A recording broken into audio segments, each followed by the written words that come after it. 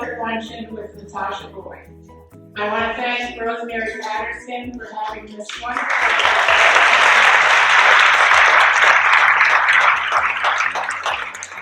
and making it happen, and all the volunteers and the Dataw staff who have helped. DHF is committed to keeping history alive and are thankful to our members for their constant support. If you are not a member and would like to, we would love to have you. There are membership forms on the check-in table. Your membership money helps us preserve the ruins. All the money that we collect for membership goes to restoring the ruins, having to take care of the tapping, and doing archaeological digs. And we have just completed another project, which is we've sent a drone out into the marsh, where we've looked at all the cotton dikes that are out there, and we found that there was a fresh water stream that ran from the Oak Island Bridge all the way down to Sparrow's Nest, and that stream was called Sparrow's Nest Creek. And that was why they put the cotton dikes out there, because that's where they needed the fresh water, so they could grow rice and cotton. So the gentleman who helped us with that is going to put together a report and submit it to the state to see if we cannot get that as a National Historic Site. So that would be number 2.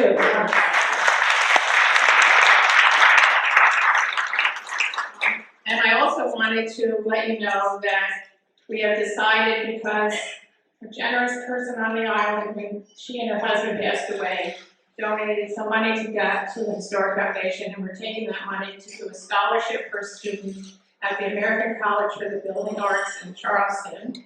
And that college teaches masonry, plastering, woodworking, ironwork, all the things that you need to restore buildings and where you can't find these types of artisans. And the students run from the age of 18 to 52. A woman who had bought a house in Savannah couldn't find anybody to do her plastering, so she decided to sign up, and she went to the college, and she's now a 4-year student. They also give a bachelor. It's a 4-year school. They also give a Bachelor of Arts degree. So this is our first year doing this, and we hope to be able to continue to do it for many years to come. And their graduates go, right now there's a Mason graduate, a plaster graduate, who's going to be working in Washington, D.C. And he's going to be working on the White House, and he's going to be working on the Capitol. So these kids get wonderful jobs because they're very much needed. So that's another thing that we are doing now. So I hope you enjoy your lunch, and I know you're going to have a wonderful time listening to Natasha, and thank you all so much for coming. Happened. After I attended the fireside chat in January, I thought, who would I want to speak? And only one name came into my head, and that was Natasha Boyd. I learned a long time ago that you have not if you ask not. So on January 31st, I went to her Facebook page, and I sent her a message. And it said exactly this: do you ever do speaking engagements to groups? And here we are.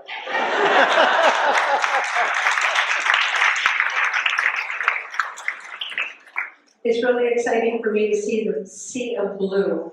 Thank you, everybody who wore blue. Before we hear from Natasha, we are very lucky on this island to have so many talented people. We are going to have 3 speakers, and they all know that they have 5 minutes. First, we're going to have Carolyn, and she is going to talk about her love of growing indigo right here on Dataw. After her, we're going to have Lori Thompson, and she's going to talk about her love of dyeing indigo. And then Bill Risky is going to explain the connection of indigo and Dataw. So here are your next 3 speakers.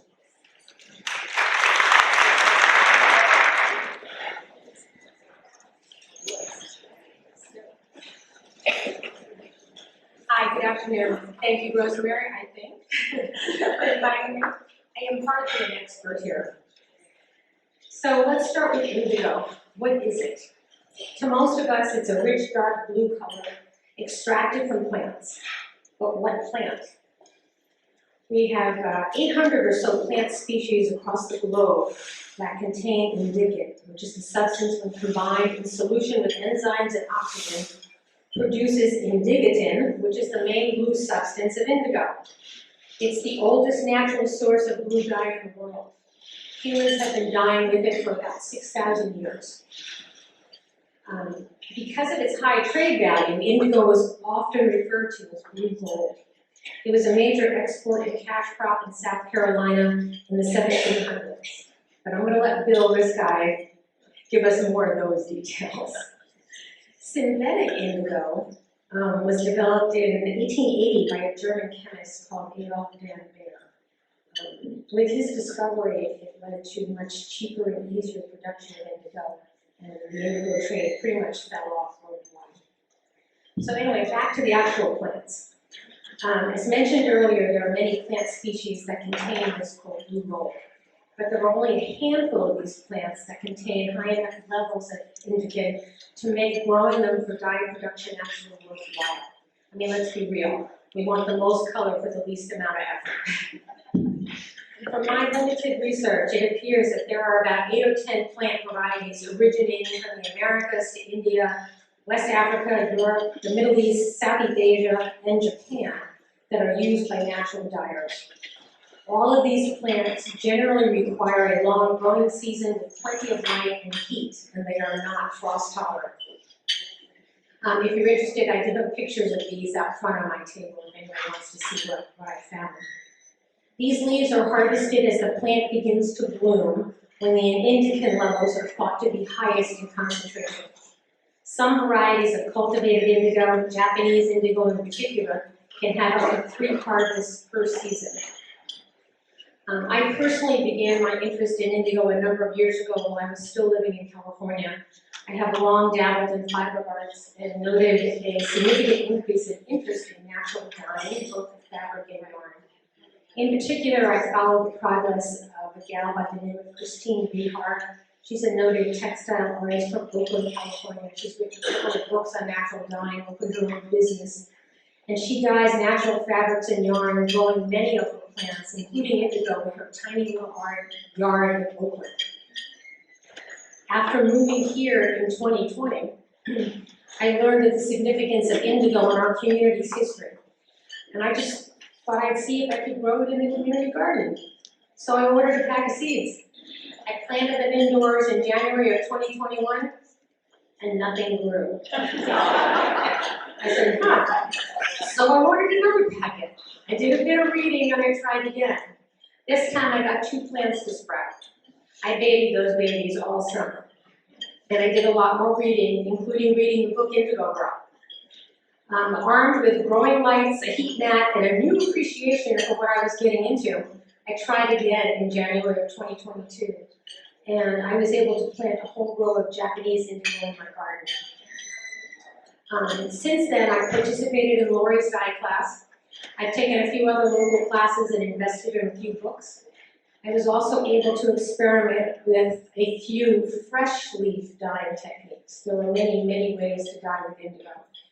And I'm still learning a lot of that. I've also dried a batch of leaves that are patiently waiting further dye experimentation when I have time. This year I planted 3 varieties of indigo, including the variety of Subfructosa, which is also known as watermelon indigo, which I believe is the one that was planted here by Eliza Pinckney. I have each of the displays of those plants on my table, and hopefully they're going to grow really nicely in the garden all summer long. So far, what have I learned? Indigo is hard to germinate. How they did it back in the day, I'm not sure. Once it sprouts, it's pretty easy to grow. It needs lots of sun, water, and heat. You will notice in the garden about the only thing that will be growing in my garden in July and August is hot peppers and indigo. Just loves it. I have some challenges with adequate sun at the community garden, which might be limiting the intensity of the blue that I obtain from my plants, but I'm still working on it. My personal goals are to keep experimenting and growing different varieties, see which grows best here and which will give me the darkest color. And I'm trying to grow enough indigo to actually ferment it and actually make dye pigment, which I think would give us really nice dark color. Experiment with more dye techniques. Anybody have any questions?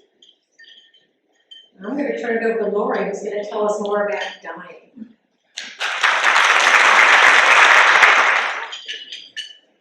My name is Lori Thompson. When I first moved here to Dataw in 2018, one of the things that I enjoyed about the island was the history. I love history. And then I started reading Bill's pieces, and I loved history even more. It was short, to the point, and it gave us lots of information, especially about our area around here and the families that lived here on our island. And I would visit Fort Fremont, Penn Center, and all of those other places. I had some friends coming to visit me for a long weekend, and the guys were gonna golf, and the women were on their own. And she'd already done carriage rides and stuff like that, so I was looking for something to entertain my friend with. And we both like to kind of experiment artistically. I saw this class, believe it or not, St. Helena Library, Indigo class, free. They were going to do a history talk and a demonstration. So I signed us up. Oh, and it was supposed to rain that weekend too, so I had to find something inside, which it was. And we started out with the history, which I really enjoyed. And then not only did the speaker demonstrate the dyeing process, she gave us all a piece of cloth. This is my first attempt ever at dyeing indigo. And when I saw the chemical changes from the vat, moving the blossom over and putting my hands down in that warm water, it looks, a lot of you know from the class, and I try and share this, it looks like a greenish yellow color. And when you bring it out, well, you have added chemicals to it for, to get a reaction. When you bring it out and it hits the oxygen and that blue color starts changing, it's amazing. So for me, every piece is unique and everyone is an artist. You can turn it, fold it, wrap it, do whatever you want, and it's going to be a very unique piece.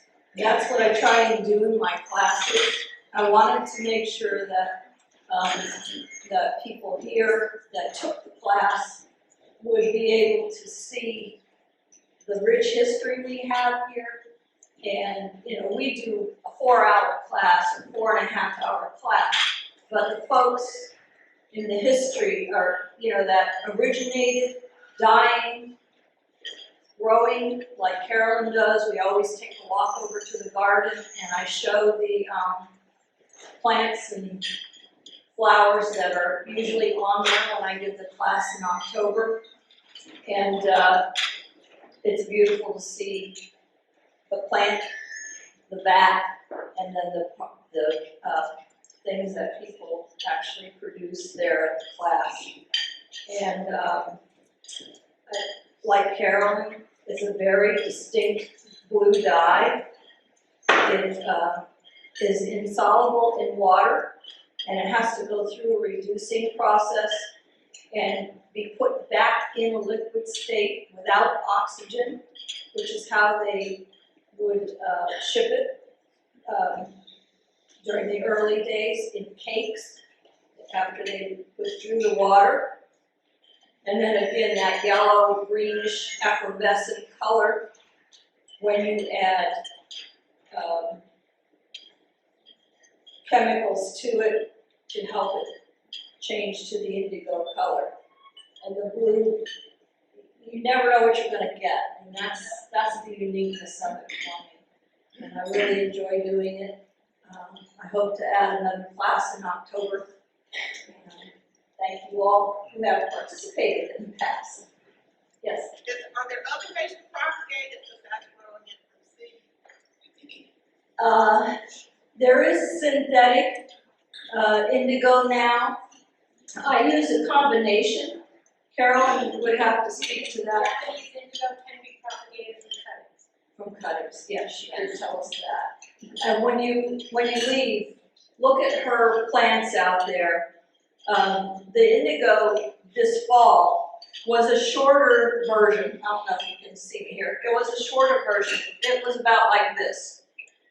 The indigo tenturium is usually a pretty high shrub and bush.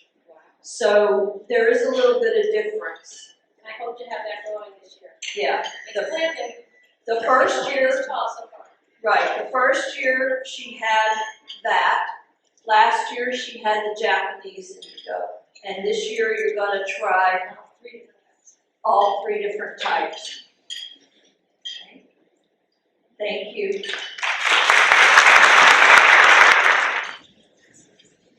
Well, folks, for those that don't know me, I'm Bill Riskag with the Dataw History Foundation, and it's my pleasure to talk to you here for 5 minutes today about the blue heart of Dataw, indigo, and its legacy here. Elizabeth Lucas was born in 1722 on Antigua. Her dad was George Lucas. He was a British military officer. And when she was 15 years old, in 1738, he moved the family down to the Charleston area. The reason why is that he had inherited 3 plantations from his father, and the Antigua area in the Caribbean was in constant battle between the French, the Spanish, and the English at the time, and he thought Charleston would be safer. So moved the family down. They lived on the Wapu Plantation, which is on Wapu Creek. It's a tidal creek that runs between the Ashley River on the west side of Charleston to the Stono River, on the side of the break between James and Johns Island. And she was 15 years old, as I said. A year later, her dad was recalled to active duty, and he was sent back to Antigua to be the lieutenant governor. Now, she was 16 years old. She had a much younger sister. Her mother was pretty ill for most of her life. She had 2 brothers that were younger than her. She was the oldest. But the 2 brothers were away in England. So the dad asked her to watch after the 3 plantations at 16 years old. Unbelievable. She had a real love of botany, and her dad would send her seeds from Antigua, all different plants for her to try growing. And of course, the one that was the most lucrative and that she sort of figured out was indigo. In 1744, she married her widowed neighbor, Charles Pinckney. There's a little bit of a scandal there because he had been a widow for 8 months that she married him. But anyhow, they were very happily married. Also in 1744, that's the year that she finally had some success with the particular indigo that then got approved by the British government as being high enough quality to be bought by them at a premium price and used to dye the British Navy uniforms. 1744. I'll race past the rest of the family history other than to say late in life, she outlived her husband and her parents, but late in life she moved to Philadelphia because she had breast cancer. And she went there to get treated for it. She dies in 1793, but it's interesting to note that the lead pallbearer at her funeral was George Washington. So on to indigo. The heyday of indigo in the Carolina Sea Islands was 1747 to 1802. It did take off as she had predicted once the British wanted it. And the peak, in terms of value of it, there's 2 things to note. One is it was never exported to Britain in the volume that rice was. But indigo per pound fetched a price 10 times rice did. So it was very lucrative. In 1775, the million pounds of dye that they exported to Britain cost in today's dollars the equivalent of $30 million. But back to Dataw. I'm getting to Dataw. So, in 1744, when the indigo was taking off, up in Charleston that she was doing, and it was just about to get approved by the British government.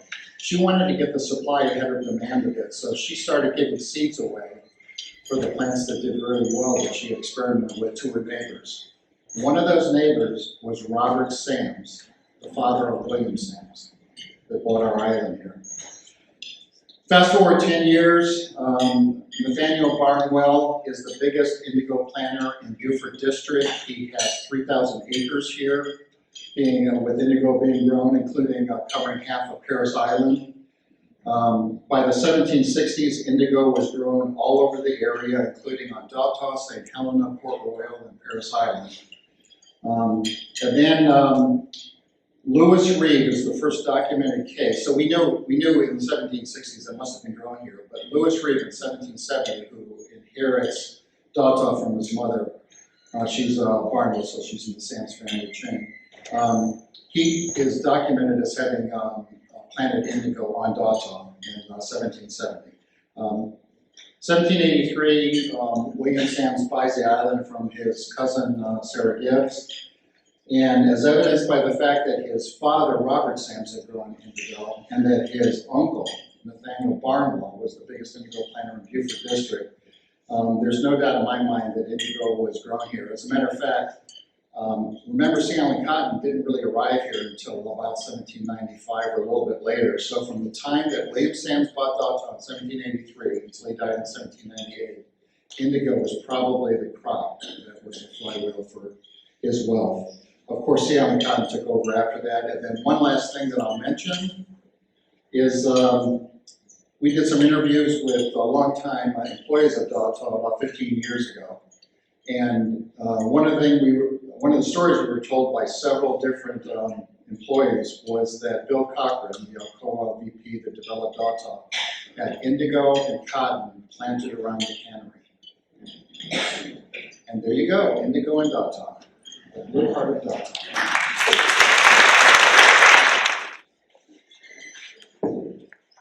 A little bit about Natasha Boyd. Natasha is a world-renowned bestseller and award-winning author of contemporary romance, comedy, and historical fiction, our favorite. She also publishes under the name of Tasha Boyd, and that's for her romance novels, and there are some out on the table. She grew up mainly in England, but also lived on several different continents. Her books are published in German, French, Italian, Turkish, Serbian, Russian, Czechoslovakian, and Indonesian. They are sold in 65 different countries. She and her husband Stephen and their 2 sons are currently living in Spain. Currently living in Spain.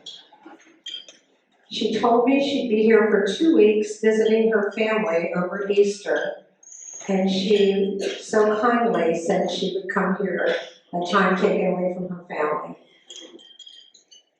Indigo Girl was long listed for the Southern Independent Bookseller Association's Okra pick. On Dataw, it's our #1 pick, Natasha Boyd. Okay, well, thank you so much. I can't tell you how actually overwhelming it is to come here and know that so many book clubs are here. Can I just see book club groups that are here? That's amazing. Thank you so much. I mean, there are so many books to choose from, and I know that it's obviously your local history, but it's just such an honor to pick the Indigo Girl from all the things that you can pick to read.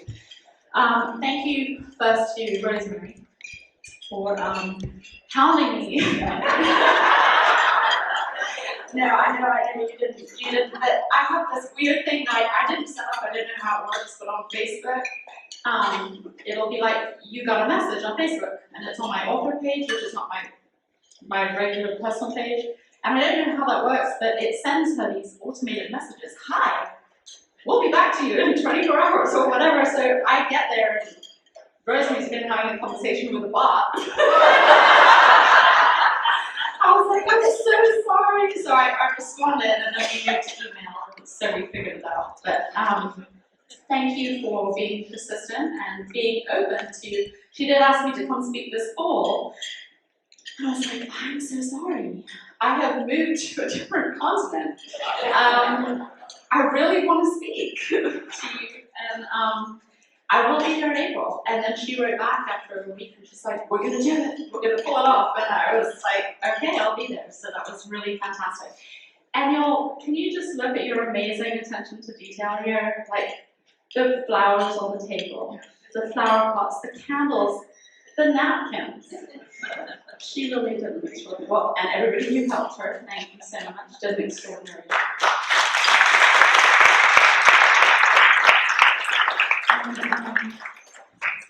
So, and everybody, a lot of people are wearing indigo. This is not natural dyed. I'm not sure, actually, I can't remember where I got this, but the color blue has always absolutely fascinated me. And I just want to quickly say that Bill did most of my talk in his little summary, so, you know, if it gets boring, you've heard it before. So let me quickly tell you my accent. Everyone's like, wait, how did this person who didn't grow up in the Low Country come across this story? So that's my husband back there. Chauffeur, husband, videographer, doesn't matter. He is from Charleston, and his family, he grew up in Charleston. And when we met, we lived in Atlanta, and we would always visit Charleston. And it's interesting because having grown up in England mostly, and I think where I went to university was like, you know, less than a mile away from where the Magna Carta was signed. Like, my idea of history was a lot, you know, it was more ancient. And I would come to Charleston, and in fact, his uncle was absolutely adamant that we had to meet each other. We were set up on a blind date. And he was into historic preservation. And I remember going, okay, well, 300 years. What? I very much took it for granted. But it's so interesting. And you guys probably have this feeling, especially those of you who didn't grow up here and who moved here, is that the Low Country, really as soon as you cross its borders, begins a slow and irrevocable seduction on your senses. And all of a sudden, you're very much passionate about the Low Country. For me, obviously, it took several visits and falling in love with my husband, who's from the Low Country, for that sort of feeling to be complete. But when we visited Charleston, I never really heard, I mean, you hear the name Pinckney a lot because there's the Pinckney Historical Site, which is Eliza's son, which is in Mount Pleasant. And when we moved to Hilton Head for a few years, 2010 to 2014, we would cross the Pinckney Island Refuge. It's like, there's that name Pinckney again. Like, who are these people? And it was only when my bonus mom was visiting, she's my stepmom, and my dad remarried, and she was coming to visit and see the grandkids, and we had done the trolley tours. Whoever was speaking earlier, who was like, man, didn't know how to entertain the guests, let's do an Indigo dining workshop. That's kind of what happened to me, is we had done all these tours, and I saw that there was an Indigo exhibit at a gallery in Hilton Head, and if you've read the notes at the end of the book, this story will be familiar. But at that evening, there were textile makers and dyers, people who worked with the indigo pigment. They used it for papers and jewelry, and some people, were painting, mixing in with paint. And it was fascinating. But the pivotal moment was that there was a living Eliza Pinckney there, Margaret Pickett, or Peggy Pickett, who's still, I think, still practicing living history talks. And she was in costume and talking in the first person, that she was Eliza. And I was fascinated completely fascinated. And we left that evening with me going, this is crazy. I can't believe that this young girl existed, and I don't know anything about her. And I'm married to a man from Charleston, and we visit here, and we're going to plantations, we're doing talks and historical outings, and here's this girl that I've never heard about. So, of course, I was obsessed with her story, tried to do as much research as I could, but, you know, sort of just on the surface of things, there just wasn't that much about her, and I realized I was going to have to go a little deeper. And it did get to the point where I really wished that somebody had written a book about her. And so my husband sweetly looked at me askance and said, well, you write. But I was like, I don't write those kind of books. Right? I write contemporary romance. Love my romance readers. But no, it was a passion project. And the more I read and the more I discovered, and the more I realized the legacy that she left behind, I just could not let the story go. And I think it was January 2014, I was at the Francis Marion Hotel for a publishing conference, and I was speaking to my agent, who's now my agent. She wasn't my agent at the time. And she said to me, what book is in your heart that you're too afraid to write? Oh, what a question. I kind of just, like, my hair stood on end, and I was like, what?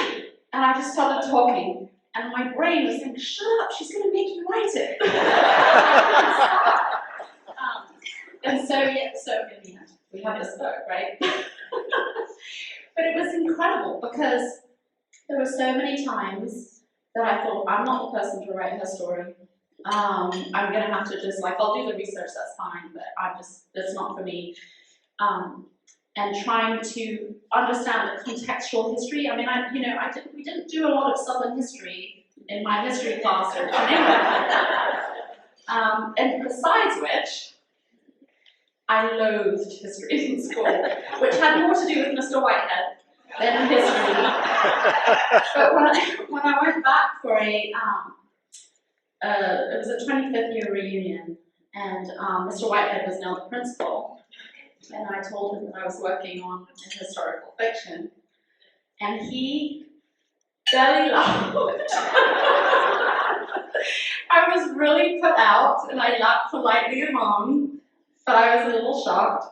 But yeah, I wasn't really well known for my history prowess. So, you know, his history was memorizing days and the Normandy and, you know, William the Conqueror, and I was just dates and dates and dates and dates and dates and dates. So if you could regurgitate all that back, you would get an A. That wasn't my idea of interesting history. So, needless to say, by the time I got that box of books from the publisher, with the first, the book that you see in front of you, I couldn't believe that we had done it, because my first instinct was, Eliza I finally got her story told. I mean, it really felt like her determination dragged me kicking and screaming through the pages of the book.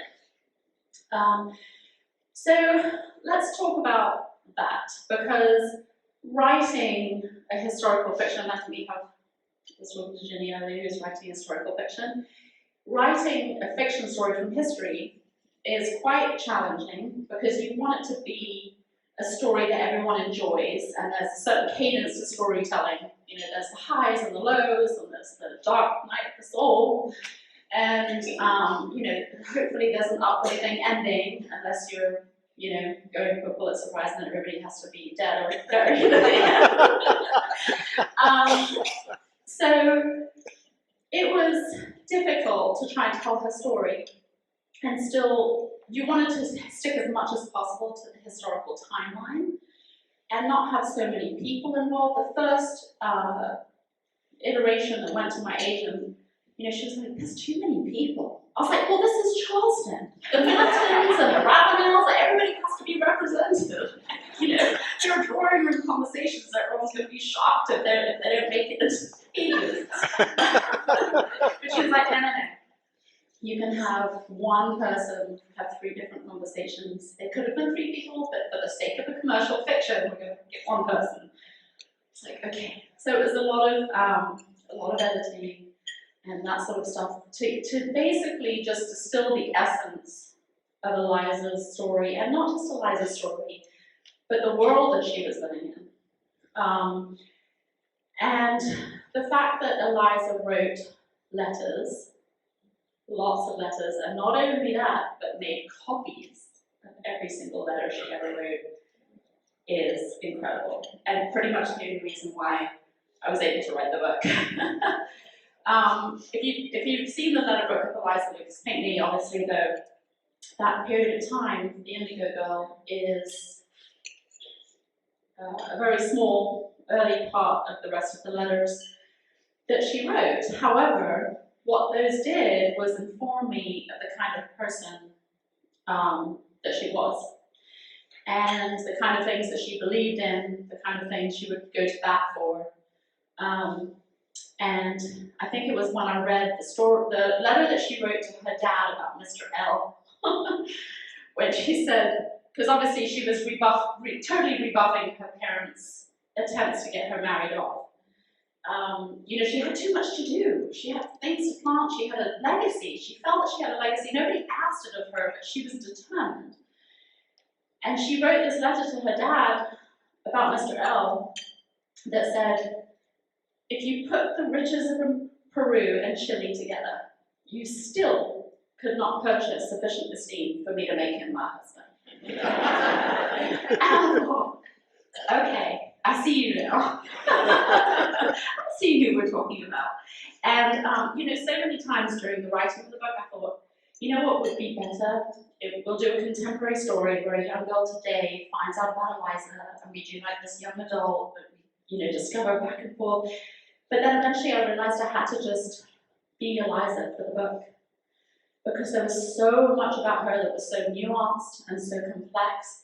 But because of that, we had to create some other characters. Ben, Sarah, people who had, I would say, sort of in playwright terms, more speaking roles, because there was so much that needed to be shown to Eliza about the world she was living in that was difficult to express through her point of view. The world she was living in was a world with enslaved humans, and there's no way that anybody who lived at that time, I had somebody write to me recently and say, why wasn't she an abolitionist? And I was like, well, that didn't exist until 100 years later. But, there was so much about that time. You can't write her story without really understanding the world she was living in. And there was so much about that, things that were happening, Sarah being terrified that her children were going to be sold, and, the evil overseer, as I call it, Stara on the other plantation, was taking advantage of the female enslaved people who were there. That is a very common thing, and so you can't write Eliza's story and just write it in a vacuum as if these things were not happening. And so, the world in which she lived sort of just grew and grew and grew. The more I read, the more I studied, the more, the stories from the Sea Islands about the evil overseer. Poor Starrett, in my book, may not have been as evil as some of the people that I read about, but, and maybe her mom wasn't as thoughtless as maybe she was in real life. But, when you're telling a fiction story from history, and you've got to make a point, it definitely, those people become really important to telling a story. And her mother was, so Eliza wrote about everything. Eliza wrote about the mockingbirds outside the window, the books she was reading, where they were traveling, what was growing. She would write these letters back to Mrs. Bodycott in England, and she never mentions her mother. And that, to me, told me a lot more about their relationship, I think, than if she had just, written her sort of thing. My mom's driving me crazy, in her words. But I was very fortunate to be at an event, Pat Conroy's last event, where he was raising money for literacy, and a few of us authors were asked to sign. And I was still working on the Indigo Girl. And I was sitting next to Peggy Pickett. And I was like, I met you before, you won't remember. But you were doing this Living Eliza Pinckney thing, and I remember you. And I just stopped there. And she said, oh, okay. Well, I'm working on a book about her right now. My heart stopped. And then she went on to say that she was writing her biography. And I was like, oh, okay, because I'm writing a historical fiction book, so this is fine. We can coexist. But could you hurry up and write that? Because I'm really as source material. But she was doing a lot of amazing research. Sadly, it didn't come out until after the Indigo Girl, but she was a very early reader of the Indigo Girl, and I was very grateful for her.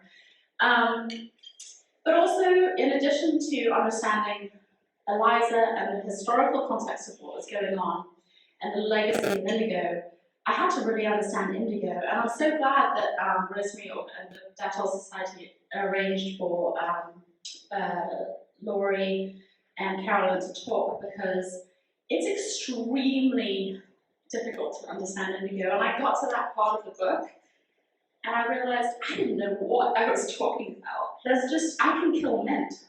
So for me to understand what was happening with Indigo was just a little overwhelming. And not to mention, and I think one of them alluded to the difficulty of how you get dye.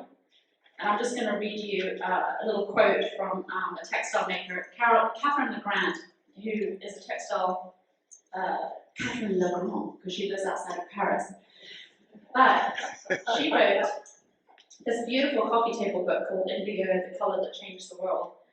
And she says, how did a Chinese dyer, a Mexican weaver, and a woman cloth dyer in Mali, thousands of miles and sometimes thousands of years apart, each discover how to make this dye from a local plant? In fact, when the recipe for getting the blue dye out of the leaves is done, there is no way to dye anything with it. The dye is insoluble and cannot adhere to fiber. And moreover, once it's made soluble at a molecular level, a process the ancients somehow managed to figure out, that's me explaining, the dye matter itself is invisible, and dye matter itself is invisible, and it's only oxygen that makes it blue. So what takes place is a double-step chemical operation, the breaking down of a molecule followed by its reconstruction. And I realized at that moment that I was in way over my head. Never mind history, I also wasn't very good at chemistry. So I really had to reach out for help, and I was very lucky to go to, in fact, Stephen had known somebody who's involved in the Historic Charleston Foundation and knew of a group that were putting together a fundraiser to raise money to restore Eliza's sack back dress, is what it's called. And she had this beautiful silk dress that was somebody in her family had kept, and it was in a trunk at the bottom of somebody's bed, and then it was in an attic, and and then several generations wore it until that sort of fell out of style. So it had been put through some stuff, but it was Eliza's dress, and it was woven of silk that came from her plantations later on. And they were raising money to restore it, and there was an event in Charleston, so I immediately leapt in the car and went down there and met some really fascinating historians who definitely gave me way more insight and pointed me in the right direction of how to get sort of more family history. And there was a lady there, Donna Hardy, from Sea Island Indigo. And I was so relieved when I got to the point of the book that I could call somebody or send a mad email because I was sort of, hair standing on end, standing there going, I'm never going to finish the book because I don't understand Indigo. And she said to me, look, I'm going down to Ossabaw Island this weekend. There's wild indigo growing. We're going to pick some. I'm going to show you how it's done. And it's the last time I'm doing that this year. It doesn't bloom. I mean, this is November. She's like, this is the last one of the year. Unless you want to wait until after the next harvest next summer. And I was like, I will be there. So I found myself at 6 o'clock the next morning on a boat in the mist, going out to Ossabaw Island, and had an incredible day discovering what actually goes on. And I know that Carolyn and Laurie will be better equipped, and you should definitely, if you haven't, definitely do an indigo workshop of some kind, if you're interested in it. But all that to say, I finally cracked that one, and then I had to figure out why her story was so important. And when I spent a lot of time in libraries and things in Charleston, and I found so many fortuitous documents. The Pinckney papers are there. I was able to, Ben, who I call Ben in the book, this person that was sent from the islands to help Eliza, kept being alluded to, but there was never, he was like the ghost in the pages. I knew there was somebody there. But as what happens with a lot of historical records is families come through and they're like, well, that doesn't really fit with our family story, so we'll keep this part of it, and we won't keep that part of it. And as I'm sure Bill will attest, trying to find sort of obscure family documents and letters and piece together a full picture takes a little time. But there was a man who was sent from the islands, and he obviously was super instrumental to understanding indigo for Eliza, but also all of the enslaved people who came from Africa, they had a different way of doing the same thing and had been doing it for thousands and thousands of years. So those two things together, I mean, for me, that probably made it doubly complicated. But in the end, she was fully committed to working with the people on her plantation. I was so lucky that previous historians before me had found records of the enslaved people on her plantation, knew them by name, because sadly, there were bills of sale and lading, that sort of listed humans alongside dressers and drawers. I mean, it's just impossible to think of that today. And so I was able to use people's real names. They're not nameless, faceless people who helped her do this thing. And we owe such a huge debt of gratitude, actually, to all the people who worked with her on the plantation and they really were an absolute team. Quash, who's her main overseer, went on to, she ended up freeing him, and he went on to become a woodworker and architect, and he built the Pinckney mansion on East Bay Street. It has since perished in a fire, but he is, without a doubt, our first documented African-American architect. And there's a lot of work there's somebody doing a dissertation on him right now who's found more historical record on him, which is so fantastic. So we're starting to piece together all of this lost history. But in the end, I want to tell you that the indigo went on to sort of be over 1 million pounds of exported indigo dyed per year. Or that George Washington ended up being a pallbearer at her funeral. But I will say that she left a legacy. She left a legacy of children who read and who would learn, and there was a quest for knowledge. I think we know now that sort of Thomas Pinckney, so her sons were Thomas and Charles. She did have a son that passed away, and then she had a daughter, Harriet. Charles and Thomas grew up to be extremely important. Thomas was the architect of the Pinckney Treaty, which gave the US use of the Mississippi River for trade and delineated the current boundary that's still in place today between the United States and the Spanish colonies. And Charles obviously was a representative of the Constitutional Convention. He was very important in some of the cultural and educational things that happened in South Carolina in that time. And in both of those, her boys are what people remember, or who people remember. But I think now we know that Eliza, who was so well read, who was stealing law books from Charles Pinckney's library, who was teaching herself the law because she didn't want women in the neighborhood to be left destitute when their husbands passed away. She was writing wills to make sure that people were protected. I think we can now thank her for how her sons turned out.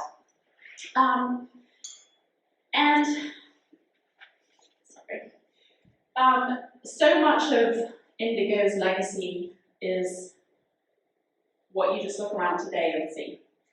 And that the most important part of that is the foundational wealth that swept across this area that ultimately was able to rebuff the British and to win our independence. And having grown up in England, you know, I'm not British when I grew up there.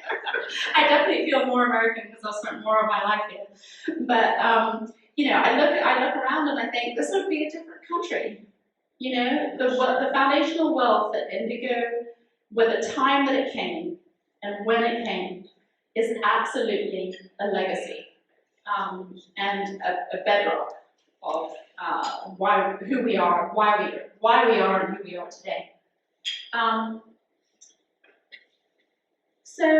obviously your South Carolina state flag. South Carolina didn't forget either. That indigo blue state flag. Definitely it's indigo blue. So in conclusion, because I feel like I've gone all around the houses, and I thought I would follow my notes, and instead you just got me freewheeling all over the place. I did feel like Bill the most important bullet points. In writing her story, I really wanted to know, I wanted the world to know that a young girl existed who was utterly unique and courageous and unwilling to rest in the status quo. She was a humanitarian as well as a capitalist. She favored fairness, but she was still ambitious, and she was spiritually devout, but never sanctimonious about it. And she had so many societal expectations and setbacks, but she still did what she was put on this earth to do, what she felt she was put on this earth to do, to raise her family above poverty, to do what she could for her country, and to treat all humans with respect and dignity. And that her accomplishments really were a keystone in American history. And that really and truly, we owe her a debt that can never be repaid. Well, it can only be repaid by never forgetting her. And that will be it from me. I'm sure this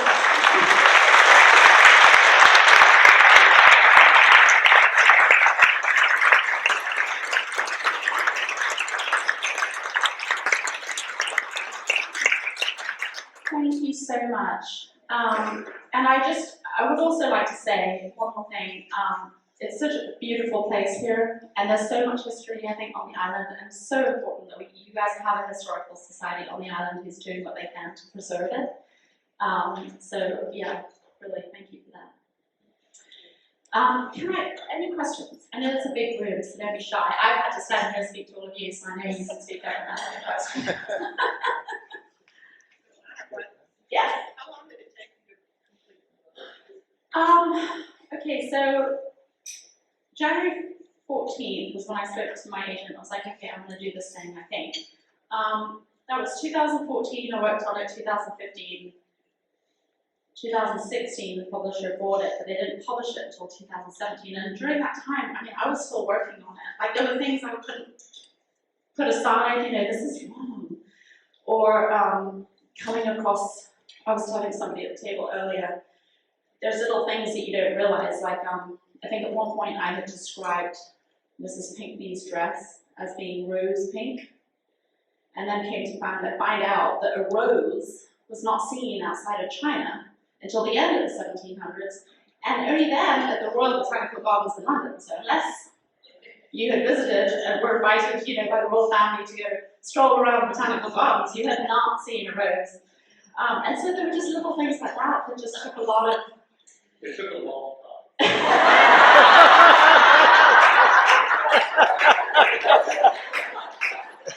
It did. And luckily he cooks.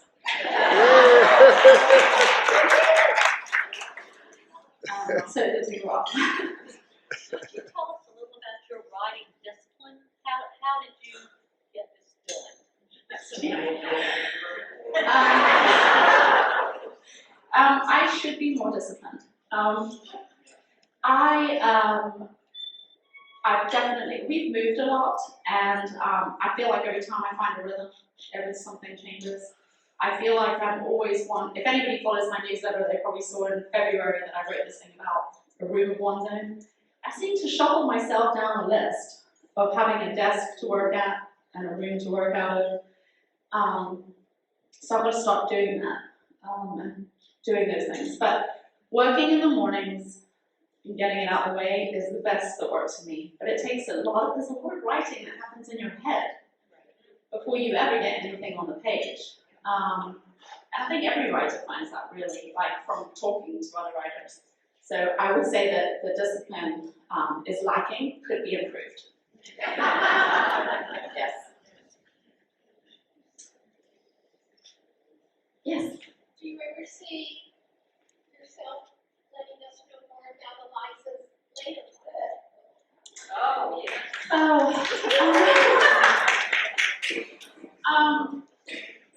I do not see that, but I didn't for a while. Okay, so for those who didn't hear, do I see myself maybe writing about Eliza's later life? I was really saddened by her later life. I mean, she had a very full marriage to Mr. Pinckney, to Charles. They were very much in love. And I was personally devastated when I read her letters when he passed away. She was absolutely heartbroken. And I just don't know that I want to write that. I feel like there was so much he believed in her so strongly from when she was 16, he would call her his little visionary. And he would always be excited to find out what little schemes she had going on, what she was growing and what she thought it could be. And he was became such a big part of her and her husband became such a team. And I don't know that there's much after that that feels uplifting for me. And the legacy, I think her biggest legacy, the legacy part of what she did in her early life was also a big part of writing her story. And I don't know that there's a legacy after that. Does that make sense? Maybe Ben comes back. He didn't really drown. I know. Did Ben really die? So I'll leave that to you all to decide, because personally, I don't think he died. There was a lot of indigo suddenly flourished in Florida after that time, so maybe it was Ben. But yeah, there's so many. I wish that we knew more about that person. Like if I could find more about Ben, or like that person that existed who I called Ben, I would love to know more about that. Yeah.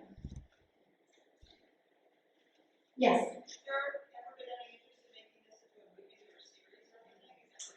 Yeah, movie interest or series interest. Yes is the short answer, but so right when it first came out, we had an option contract on it. It was a duo of producers who were very well connected and very well respected, like it was a real thing. It kind of fizzled. These things fizzle. The partnership that they were fell apart, and we were one of the casualties that sort of fell apart along with it. Then I think people became a little nervous about it because of the fact of the backdrop of, enslaved people on the plantation, whose story really is it? I think I tried very hard to make sure that it felt like a team effort in the book, but obviously it's called the Indigo Girl. We have recently had, so there's a scriptwriter who I've been working with in Hilton Head who reached out to me, who was like, I really want to write this script. And then separately to that, there is another person right now who has a shopping agreement on it. I've had to learn all these terms, which doesn't really mean anything because I think 0.0001% of books get optioned, and 0.001% of those ever make it to like finding somebody, a producer, and 0.001% get funded, and then 0.001% ever get greenlit to a movie. So I'm excited and hopeful. I feel sure that it's going to be a story that at some point will make it to more people that way, visually. I just think it's an important enough story, and it would be great, actually, if it was a series and not a movie, because there's so much history around that time that could be brought in and just tell a much broader story. So, yes. Yes. I'm taking a sabbatical. We moved to Spain. That was a lot. I sort of feel like I'm finding my feet. I woke up at the beginning of the year all like, okay, it's 2023, I'm ready to go. And now we're in April, I'm like, still 2023. Not quite sure what's going on. I think I needed a mental break for a second. I feel like we've been running non-stop. But I think for the first time in a really long time, I really want to write another historical fiction.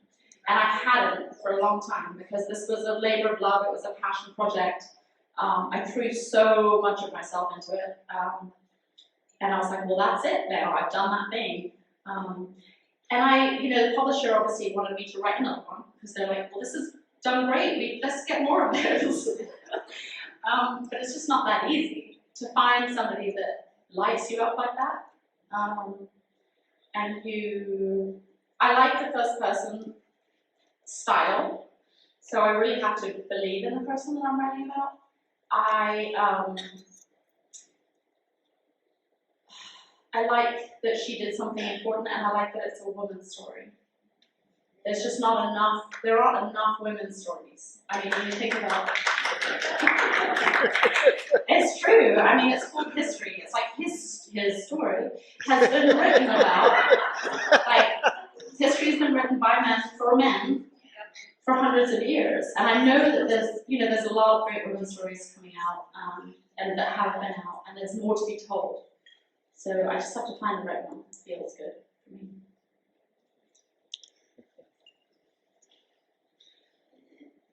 Yes. Will you stay aside some books for us? Yes, I will sign books. And honestly, I know that my romances are totally different.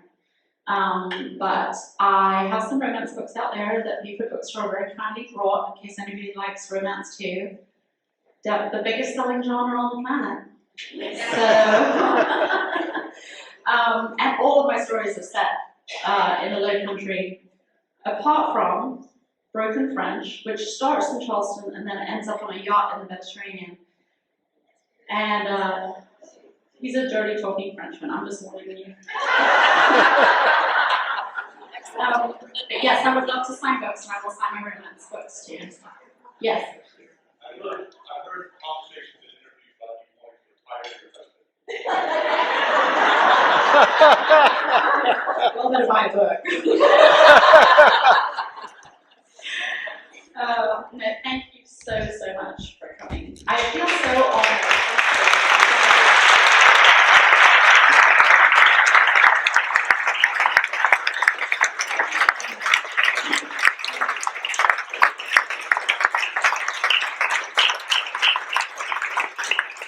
And everyone who wore indigo.